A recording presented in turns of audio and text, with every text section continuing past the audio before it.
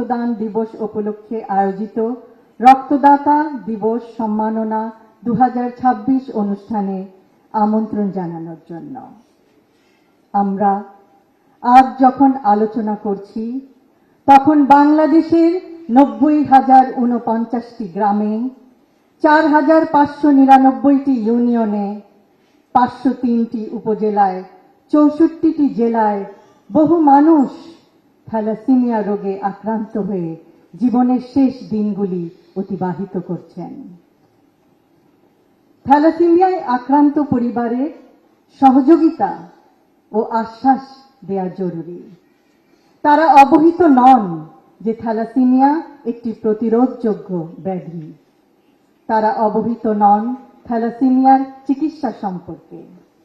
সঠিক চিকিৎসা মাধ্যমে মারাত্মকভাবে আক্রান্ত ব্যক্তিও স্বাস্থ্যকর জীবন অতিবাহিত করতে পারেন। এক্ষেত্রে একটি সচেতন মানবিক সমাজ হিসেবে আমরা কিছু পদক্ষেপ নেয়ার প্রয়াস করতে পারি। থ্যালাসেমিয়া যোদ্ধা ও তাদের পরিবারের আশ্বস্ত করা, তারা এই দীর্ঘ কষ্টকর পথ একা অতিক্রম করবেন না, সকলে তাদের পাশে আছে।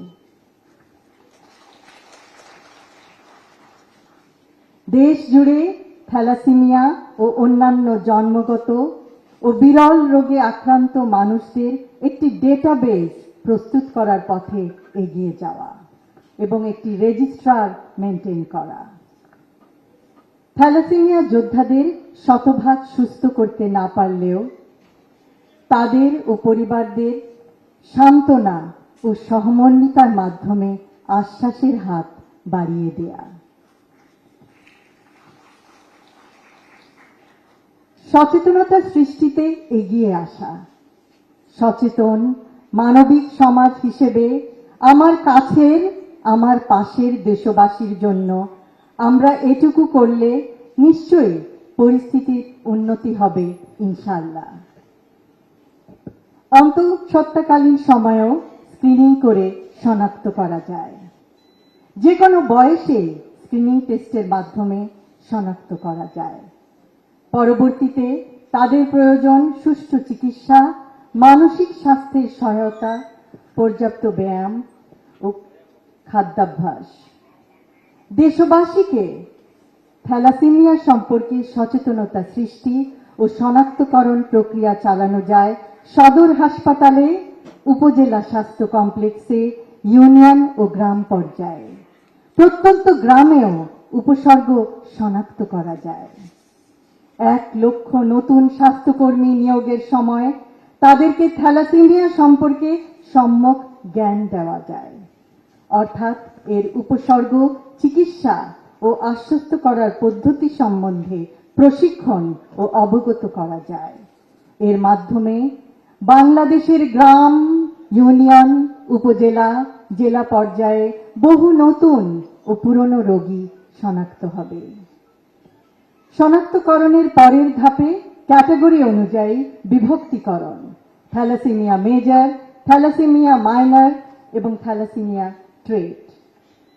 চিকিৎসকদের যতদূর সম্ভব সহায়তা ও সহযোগিতা লাভ করলে রোগী ও তার পরিবার অনেকাংশে চিন্তামুক্ত ও আশ্বস্ত হবেন।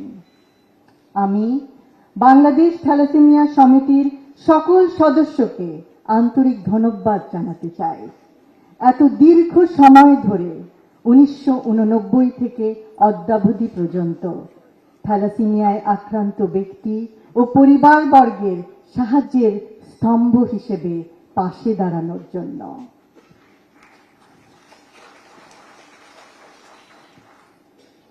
স্বেচ্ছায় রক্তদাতাদের তাদের এই অভাবনীয় মানবিক কাজের জন্য জানাই অভিনন্দন ও মোবারকবাদ।